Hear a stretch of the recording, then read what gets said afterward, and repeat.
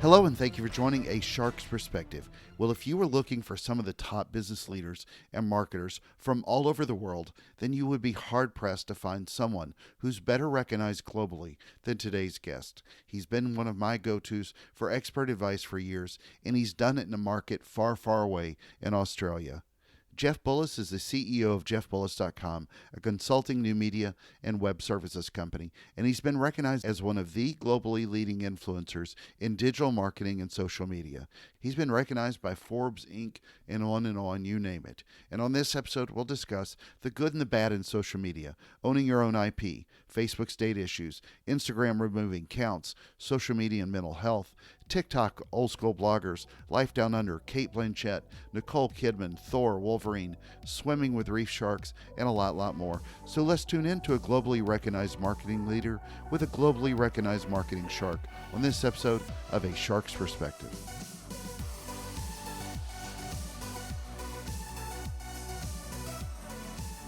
All right, Jeff, thank you so much for joining us today on A Shark's Perspective.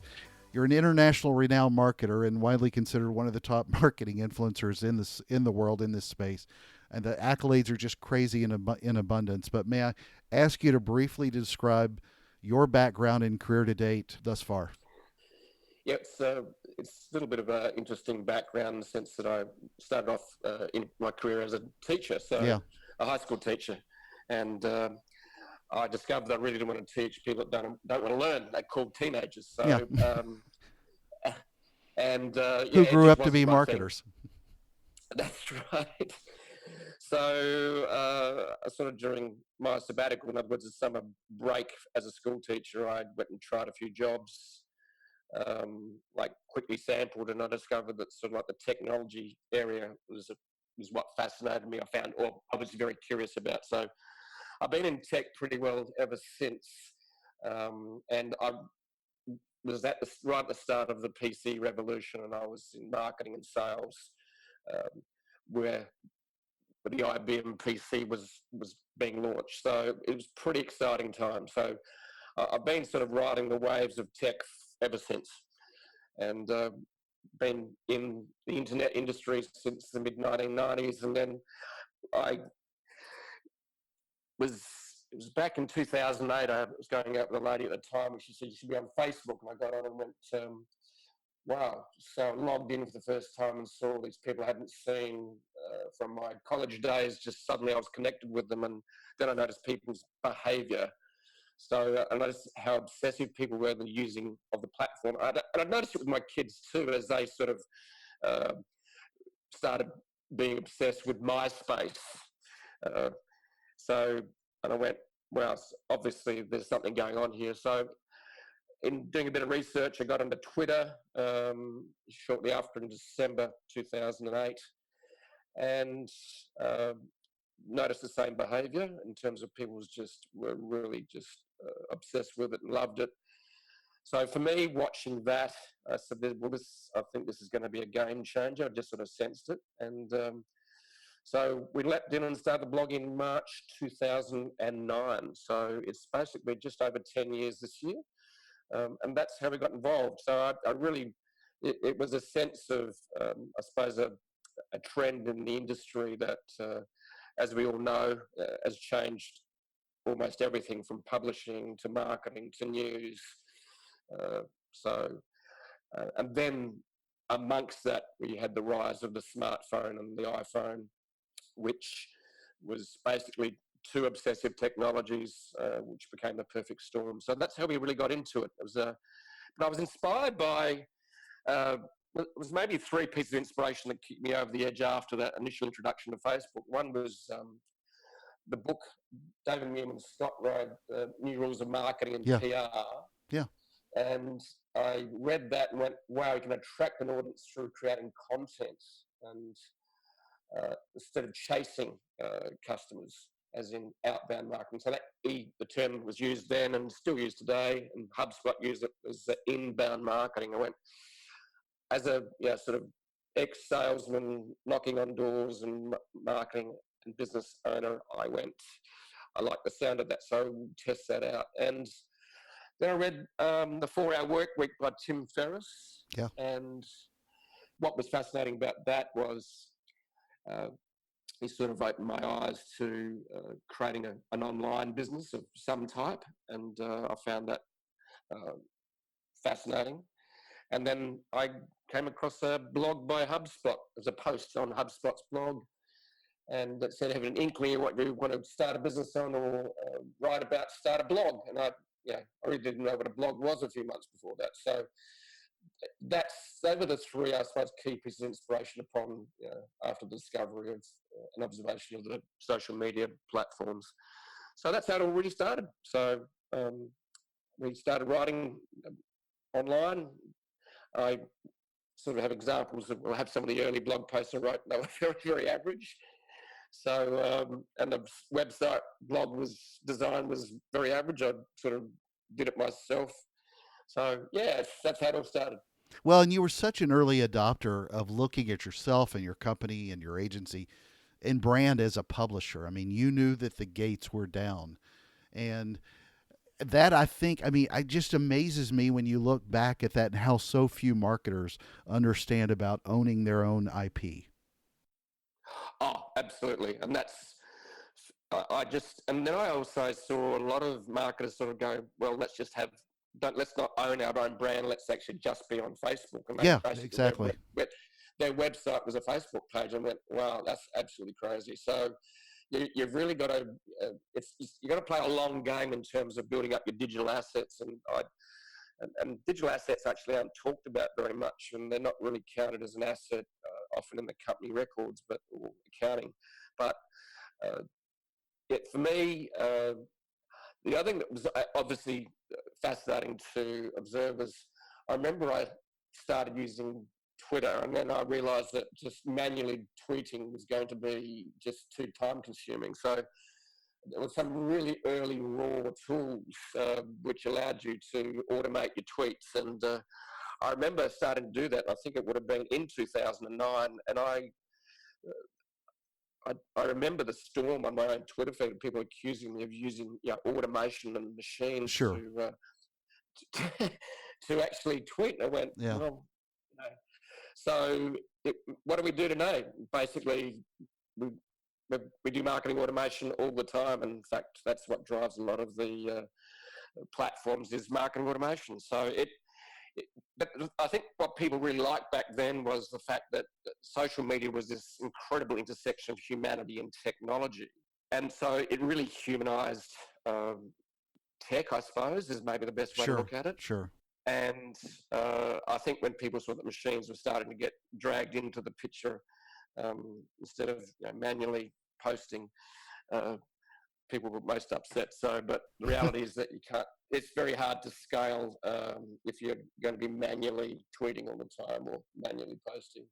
Well, you've been recognized by Forbes and entrepreneurs, and so many global publications recognize you as really a global thought leader in this space. And one of the things I think it's really interesting as well, and I'd love for you to kind of elaborate on why your message has resonated loudly with somebody that's more than 10,000 miles away from us. I mean, what is the time zone difference right now? 14 hours difference?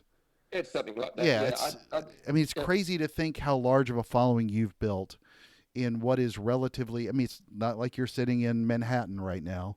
You're in Sydney, Australia, but you're not here in the States every day or every week. But your message can connect with an audience. But you've built such a massively large following as well from so far away. Yeah, right from the start. Australia is actually just quite a small country, Yeah. and we basically just passed 25 million, I think, a few months ago. Crazy. Which is It's a good day in Manhattan during the weekday. There's a lot of cities bigger than that. So so the reality for me was right from the start, I treated it as a global publishing platform, and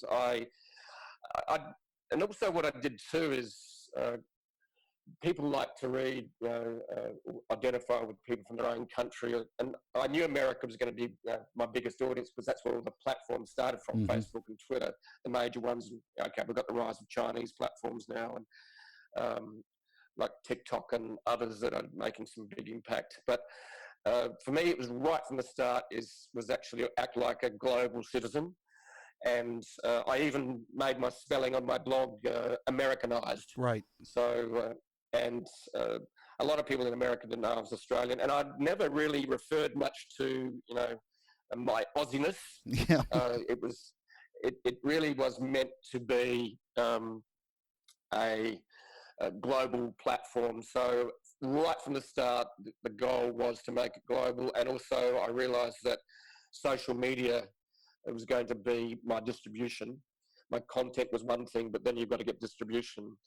So what I did was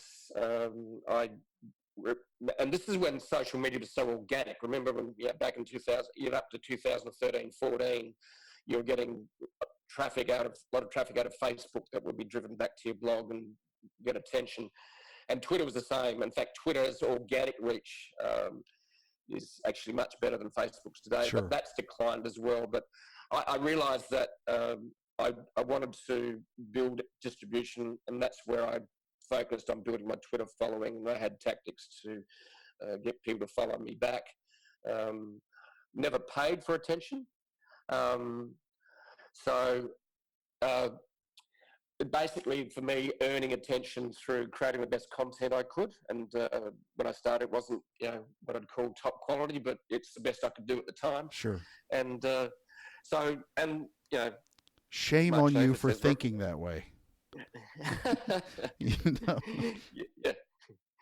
Yeah. So for me, it was right from the start. I wanted to be a global citizen in this space, and that was the focus. Yep. So we're going to dive into some of the channels, but I want to ask sort of an overarching question, two-part question. What gets you most excited about social media today, and where you think it's going? And then also, what's the thing that most upsets you, counter to that? Upsets me about what, social media? About how we're leveraging or how we're using social media. The thing that upsets me the most, and this is Sasha Cohen talked about it this week, is Facebook. Facebook allowing politicians to lie while they applied different rules to everyone else. And in other words, you can't do anything fake as a private individual, but if you're a politician, you can say whatever you like, and they'll take the money. I just think it's insane, and I think it's immoral. It's not ethical, and when Mark Zuckerberg announced that, I went, "You've got to be joking." It's just we've got to hold these leaders to account, and I think if government's got to have a play in this as well, and essentially that's the thing that I suppose I'm most annoyed with currently, and it's the thing about with any technology though is that it cuts both ways. Dynamite, created by Nobel, the Swedish entrepreneur and inventor. Dynamite was used for good and it was used for evil. It was used to actually help with the Industrial Revolution by building mines but it was used for industrial scale war. So it's the same with nuclear power. That's the challenge with any tech, is it can be used for good or for evil. And I suppose we're going to work out what side we're going to be playing for. Well, what excites you the most about what's positive moving forward with social media? I think the reality with social media is that it gives all of us a voice, and that's what excited me 11 years ago. Yeah. And it still excites me today. The challenge we have today is that because the organic reach has dropped as platforms want to monetize and drive more advertising revenue, the reality on that is that it's a bit harder for the individual, because basically the media moguls are just now Facebook instead of the newspapers. Right. So essentially we were able to bypass the gatekeepers, the media moguls, and instead of begging the journalists to get something written about you could write it yourself. That's getting harder to do because the organic reach is being reduced. But On the other hand, if you're clever and you work the systems, and you work out how to get that attention still by growth hacking, and that's something we've focused on ever since started in 2009. You still can get a lot of attention, whether you earn it, whether it's on YouTube, whether it's on Facebook, whether it's on Instagram. So, yeah, it's still, for me, that's the most exciting thing and positive thing about social media, that gives everyone a voice, and it gives people that evil a voice as well. So it cuts both ways. Yeah, well, you perfectly answered what do you think about Facebook question. You answered that earlier, and I think most people would, or there are quite a few people who would be hard pressed to believe that Mr. Zuckerberg right now has a soul. Quite a few people in the space are disgusted about where it's turning, but has data had really the same influence? I think the conditions could not be still more different between the U.S. and Europe in how they treat culturally privacy, and as that relates to data. How has that impacted what you do in Australia and then with other clients that you work with that are all over the world? Because it's a different question culturally all over the world. And Facebook is there's no better place to talk about how data is protected or not protected than with Facebook data. Yeah, I think Europe's leading the way, and Australia and the USA, I think, sit pretty well in the same sort of space. Mm-hmm. In fact, I think rules about transparency and everything are even maybe less in Australia than rules around. I think America does have some rules regarding in terms of sponsored content and so on. How many people follow, that's another thing, because it's very hard to enforce. Advertorials are hard to enforce. That's the reality. I think we're going to see that. I think we may have reached peak, peak personalisation, or I think that the rules on security and privacy are going to be, well, you're seeing it happening in Europe. So I think the being able to target individuals really, really granularly, I think is going to get harder to do, because there's going to be rules brought in about that. So it's great in one sense, but the trouble is it's used badly by many bad players in the marketplace, the spammers and the scammers. Well, as an expert in social media that you are, and being located in Australia, I'm sure you've been asked this many, many times by press, media, and clients, but what's sort of been the fallout since Instagram made changes with how people view the number of likes? Is this good or bad in your opinion? And how dramatically did it affect your own business model for your clients? It didn't really affect the business model. I think everyone's pretty well rolled with it. It was. I think the reality is too that that sometimes the way people view themselves is based upon how many likes they get, and I think that's the narcissistic side of most of us actually. Well, we've got a narcissistic side. We all like a bit of attention.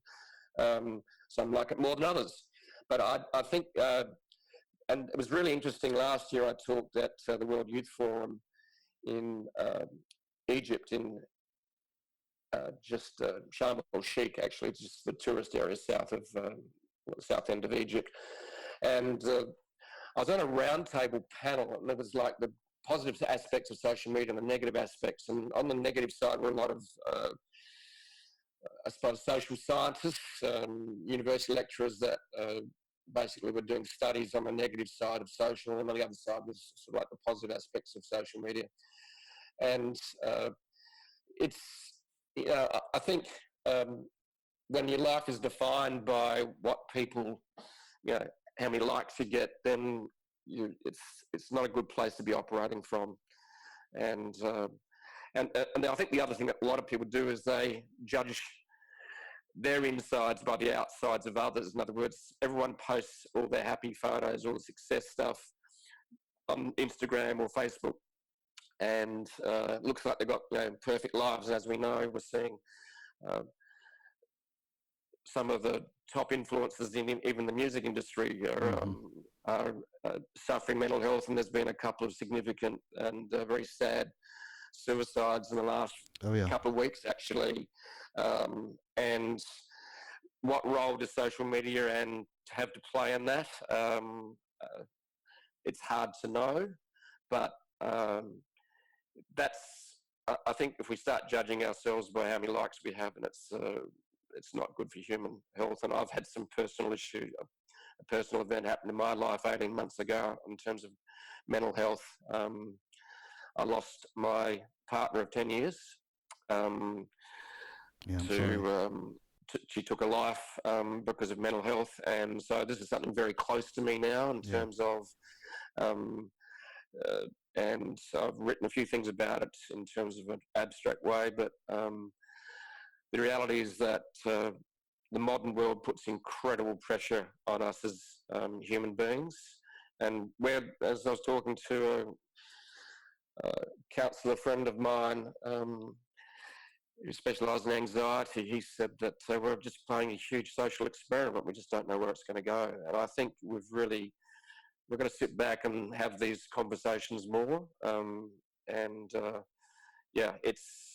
It's an area that needs to be talked about a lot more, the mental health aspects of this huge social experiment we're running, with tech and social media. I could not agree more, and bless you for bringing that up. I'm sure it cuts as tough today as it did 18 months ago. So I think we spend way too much time talking about likes and shares and everything else.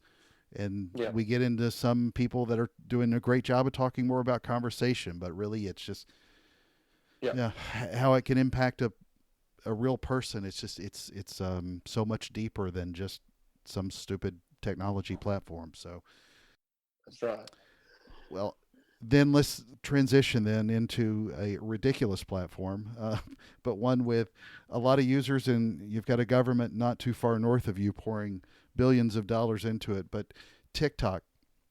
So TikTok, where do you see TikTok in the stratosphere today, with where businesses are going to start using it and leveraging it in campaigns, because there is just such an intense mental rush for a lot of people who want to dive into TikTok very hard.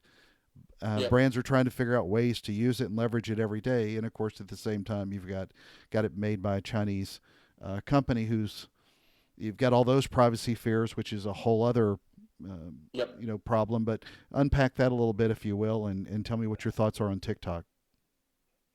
Yeah, I think it's very early days. I think it's gone from 0 to, I think, over 1 billion users in the space of, I think it's less than 3 years. It's insane.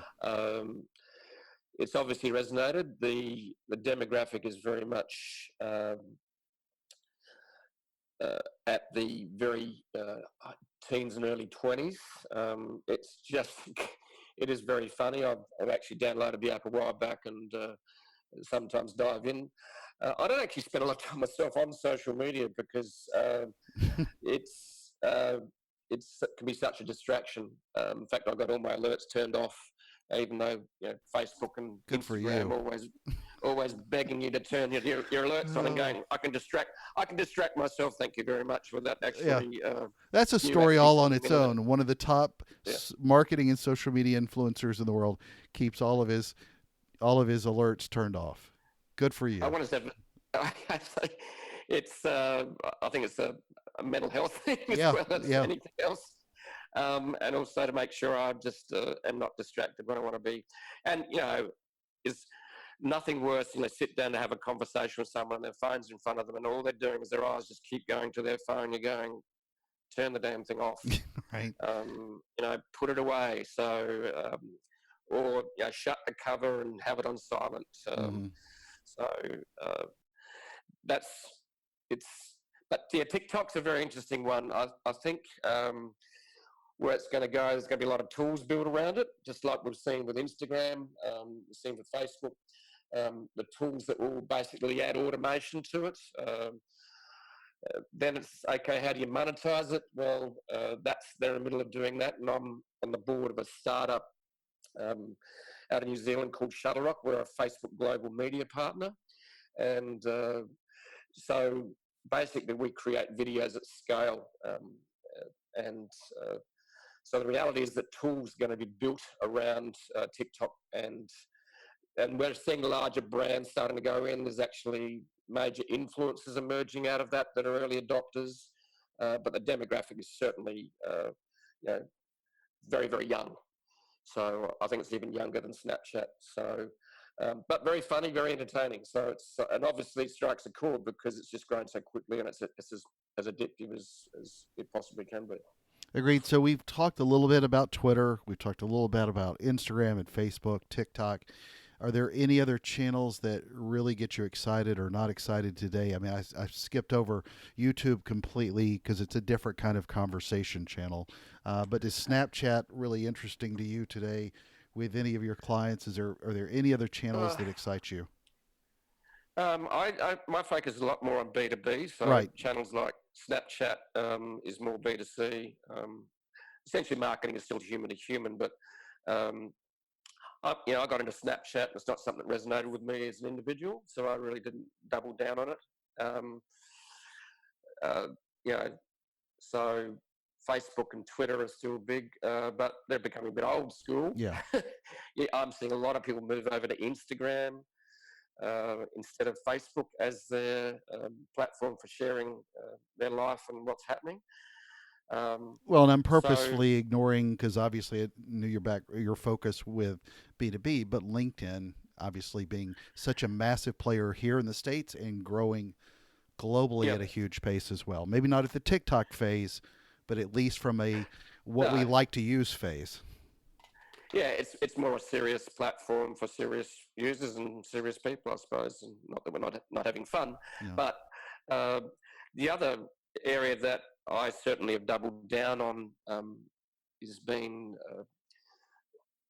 much more technical and investing in optimizing my website and blog for search engines. Because you can still earn attention on that platform or on search engines by producing great content. So, in fact, 80% of my website traffic today actually comes from search engines organically. And what I love about that is that you can earn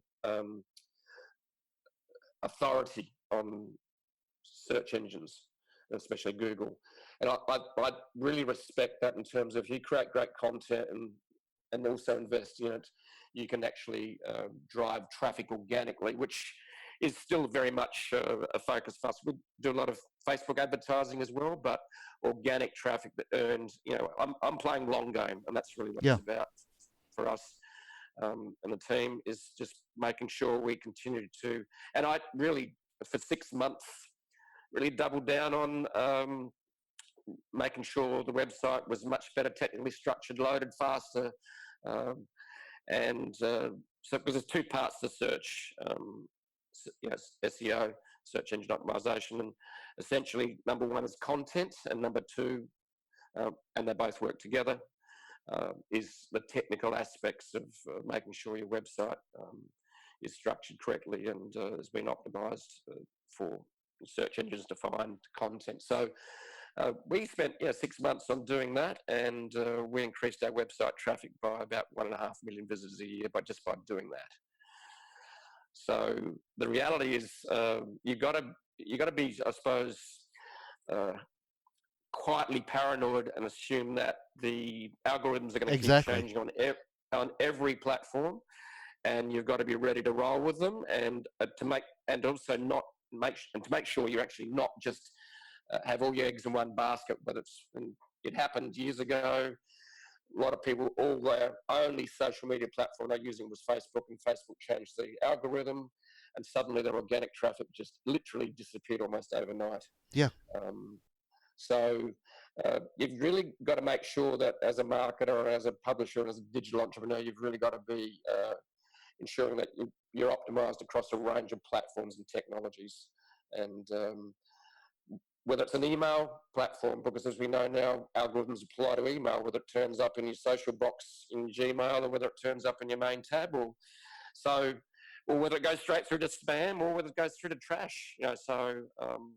It's uh, algorithms are everywhere. They're running the show, and you've got to work out how to play with them and also how to get around them by doing some growth hacking in terms of, okay, so the other area that fascinates me and I've been playing with now for just over 18 months is Facebook Messenger. Yeah. So we doubled down on that beginning of last year, and it now drives as much opens as, or more than our email list, which is substantial. Amazing, yeah. It is. So, but as with any platform, the open rates and click-throughs will drop over time. Absolutely. So nothing's forever in this game, and that's why you've got to be quietly paranoid. Well, and Rand Fishkin's out presenting a lot of this kind of data as well. But the social channels want to keep you on their sites, and so I love how you look at owning your own IP because you're creating content on your site to get people to come there for your content, not always go and get lost on a social channel where they might change the algorithm and try to keep you there instead of at your place. So yeah, and you've got to be in both. So exactly, it's a game of being ubiquitous. Exactly, in other words, being everywhere as much as you possibly can, and then use the machines to help you do that. So another thing that I look at, and this is from looking at a lot of your different Twitter posts over the years, I guess, but you don't talk about the commerce side of social much on your Twitter feed in particular. Most marketers don't, and a lot of marketers will say it's that we got to get away from putting all that commerce on social channels. But naturally, to me, it's sort of an old Scorpion and the Frog fable that if there's enough people that are going to get together somewhere, somebody's going to get there as well, a salesperson, and try to sell them something. I think it comes up all the time, but how do you look at commerce as how it sits with social media? Well, I do mix it up. So in my feed, you'll find there'll be calls to action for downloading an ebook. There'll be platforms that we promote which drive traffic through to a landing page. So at the end of the day, sometimes the commerce is not what we call obvious, but it is certainly there. I would say that about 15, maybe 10. It's not. In other words, you're still going to make content, the primary focus, but commerce is still woven into the mix very much, and there are call to actions to drive traffic to landing pages. A lot of people do not buy off social organically, but at least you can start the conversation and get people's attention. We find a lot of good commerce comes out of creating highly relevant content that has a call to action, because then people have consumed the content, then they're engaged and they're educated, and then that sets them up for the next part of the buyer's journey. Yeah, and I think I was thinking a lot of where businesses are leveraging, Facebook ads, for example, and so many people are poo-pooing having any kind of those ads trying to sell anything in anybody's social feed. And yeah, I think that's really where we're sort of sitting in a place of trying to figure out where it's too much and too little, and what porridge is just right. And that's probably still going to be a debate 10 years from now, and on and on and on as social evolves. Yeah, well, you've got to educate first before you can actually ask for the order. So it's the same as face-to-face selling and marketing. Basically, you've got to create credibility and trust first, and also educate, and that allows you to then earn the right to ask for the order or for a small commitment. So that's essentially how social media and blogs work, is they do all that first, and a lot of the buyer's journey happens through that. Mm-hmm. And the challenge, I think, all as marketers is where did the first click come from in terms of the buyer? Did he discover it through a Facebook ad? Did he discover it through a tweet? And and technology emerging, I think, starting to enable to track that, but it's a tough gig to do, is to track, okay, what drove that first engagement that then led to the sale. It's complicated, as they say. Agreed. So, yeah. So, last question before we cut to the close. How do you look at influencer marketing today? Does it excite you? Do you think it's gone down a bad path, a good path? It's kind of the Wild West still. It is, yeah. It's still the Wild West, and it's sort of fun to watch. Yeah. I remember being in Milan a few months ago, and we're in the Cathedral Square there, and it was there were just a lot of Instagram influencers with photographers in tow, dressed up in their beautiful dresses. And it was absolutely fascinating to watch. So I think on that side, there's a lot of superficiality, and that's all about about purely attention seeking. In other words, to flog a new face cream or something, and yeah, it works. The Kardashians do it brilliantly, especially when they've got literally that many millions of followers. So. And there's a lot of people that I know. Then I went to an influencer event last year in Azerbaijan, in Baku, and I met some incredible Instagram influencers and young people in their 20s, and basically created a whole business and life style around that. And good on them. Yeah, I mean the gates are down.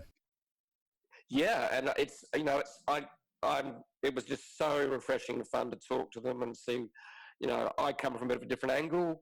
They have their own angle, and hats off to them. I think whether it's a beautiful-looking Russian or whether it's a handsome-looking American blogger and Instagram influencer that basically shares his travel journey.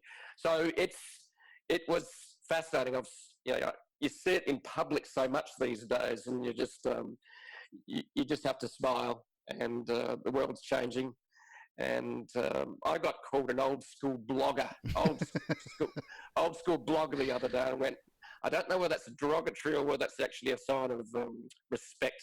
But I went, okay, so we don't talk about bloggers now today. We talk about Instagram influencers. So blogging was hot during 2008, 2010, 11, but it's all.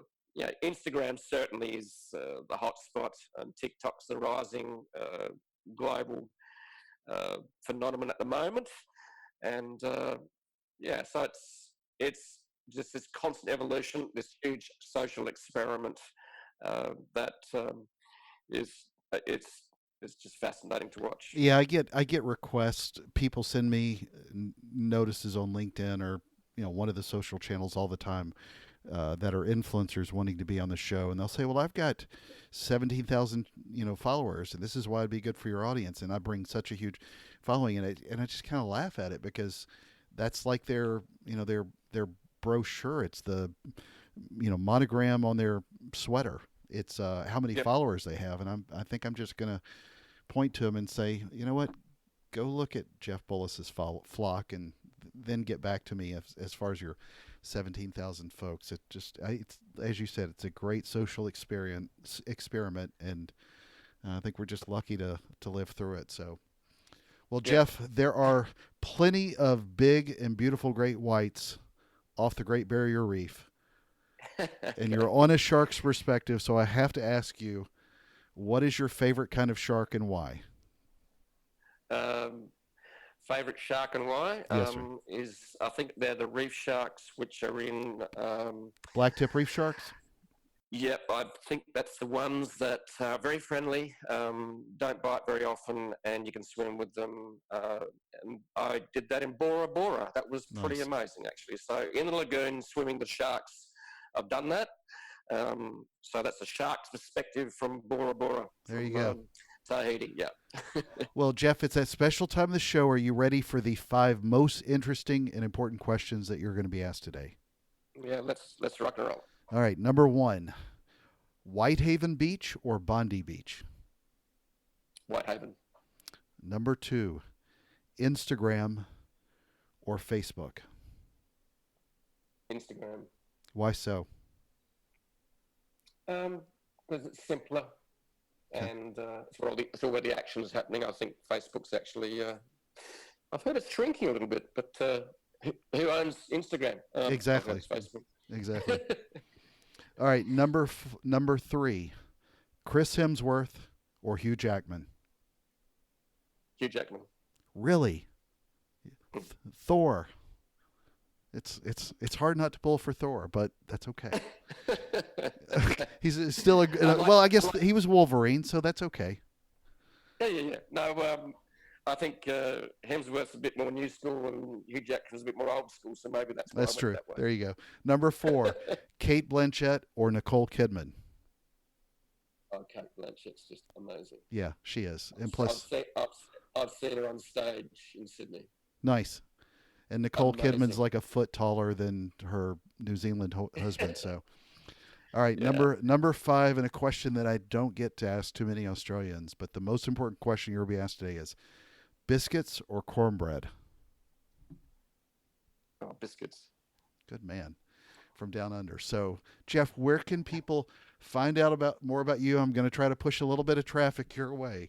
I don't know if it'll be quite the following you have, but where can people find out more about you and follow your thought leadership and more? Just go to jeffbullis.com, and that's where I hang out. And my team does some fantastic work. So, and there's a contact form there. So you can find me everywhere. So Google works well. Jeff, it's truly been an honor, and thank you so much for being with us today on A Shark's Perspective. It's been a pleasure. Great to be on the show, Kenneth.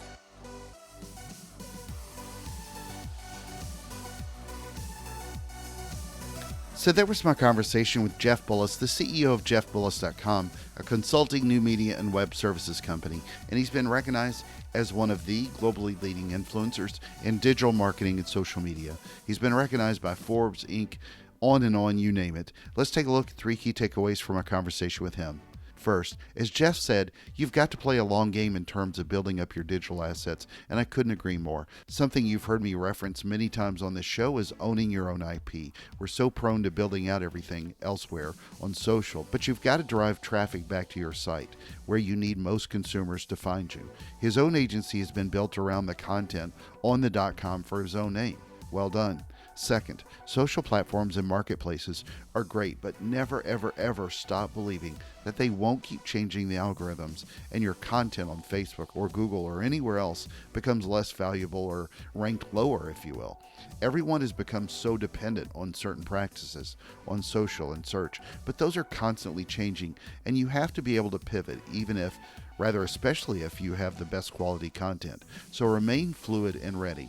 Third, Jeff shared his own struggles with someone in his own life who battled mental health issues and why it's so important to him as it relates to social media.